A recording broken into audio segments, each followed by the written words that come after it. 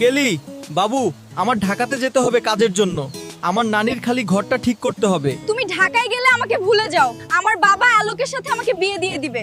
আমার তো কিছু করার নেই, আমি মধ্যবিত্ত। তাহলে তুমি ঢাকায় গিয়ে নিজের ফিউচার বানাও, আমার আশা ছেড়ে দাও, আমাদের বিয়ে হবে না।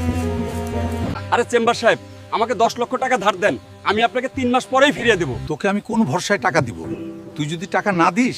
আপনি আমাকে 10 লক্ষ টাকা দেন, আমার নানিকে আপনার কাছে রেখে যাব। আচ্ছা ঠিক আছে, 3 মাস না, 10 মাস পরে আইসা তোর নানিকে নিয়ে যাস, কোনো সমস্যা নেই।